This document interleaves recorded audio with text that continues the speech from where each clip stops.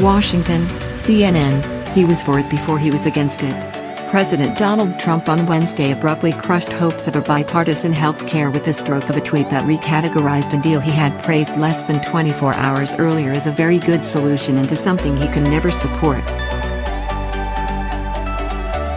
I am supportive of Lamar as a person and also of the process, but I can never support bailing out INSCOs who have made a fortune w/Ocare. The sudden reversal came after the White House faced immediate blowback from conservatives and GOP leadership following the president's praise for the bipartisan deal brokered by Sen. Lamar Alexander, Republican Tennessee, and Senator Patty Murray, Democrat Washington, that seeks to stabilize healthcare markets by funding the healthcare subsidy payments for 2 years in exchange for more state flexibility in Obamacare. But his advisors reminded him that conservatives are not in favor of this compromise and likely won't support it or even bring it up for a vote. House Speaker Paul Ryan would come out against the plan Wednesday. His attempt to dial it back Tuesday night wasn't strong enough, so the morning tweet was seen as necessary. "We can't have another healthcare failure," a White House official said, explaining how aides prevailed on him to reverse course. The president's mixed messaging following initial praise for the bipartisan effort once again underscored a central characteristic in his approach that has marred repeated efforts to pass health care reform: a lack of engagement with the details of the legislation on the table. Trump's personal efforts to sell the different iterations of Republican attempts to replace Obamacare ultimately rested on a political case, pleading to Congress that passage was necessary to keep the promises of 2016 and avoid electoral disasters in 2018 and 2020. Not part of the president's arguments were details about how the legislation would affect millions of Americans and make fundamental changes to the U.S. healthcare system, a lack of familiarity that those close to the process said hobbled his effectiveness in whipping votes. Trump's discussions with Alexander were similarly fuzzy on the details, according to GOP aides supportive of the legislation.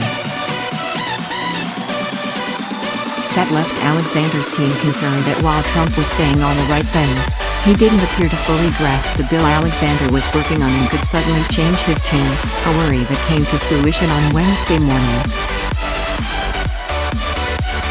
"I am supportive of Lamar as a person and also of the process, but I can never support bailing out INSCOs who have made a fortune w/Ocare," Trump tweeted. Trump told reporters later Wednesday he would see on the bipartisan proposal but added that he won't do anything to enrich the insurance companies. "Lamar Alexander is working on it very hard from our side, and if something can happen, that's fine," Trump said. "But I won't do anything to enrich the insurance companies' cause. Right now the insurance companies are being enriched. They've been enriched by Obamacare like nothing anybody's ever seen before. I am not going to do anything to enrich the insurance companies." Less than 24 hours earlier in the White House Rose Garden, Trump said he had been involved in the bipartisan discussions and offered his support for the short-term deal to stabilize the health insurance market.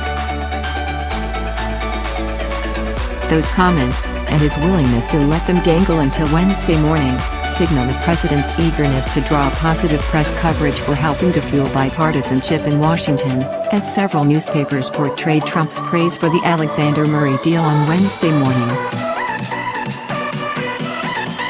Trump began dialing back his support in remarks at the Heritage Foundation on Tuesday night, though he didn't fully back off. "I'm pleased the Democrats have finally responded to my call for them to take responsibility for their Obamacare disaster and work with Republicans to provide much-needed relief to the American people," he said. "While I commend the bipartisan work done by Senators Alexander and Murray, and I do commend it, I continue to believe Congress must find a solution to the Obamacare mess instead of providing bailouts to insurance companies." Trump's flip-flop in a matter of hours on the issue, a whiplash reminiscent of his presidential campaign, drew immediate criticism from Democrats on Capitol Hill. The president ought to know what he's talking about when he tweets about bills, because on this one, he had no understanding, Senate Minority Leader Chuck Schumer declared. This president just keeps zigging and sagging, so it's impossible to govern, Schumer, Democrat New York, added on the Senate floor. He just keeps zigging and sagging. Our only hope is maybe tomorrow he'll be for this again.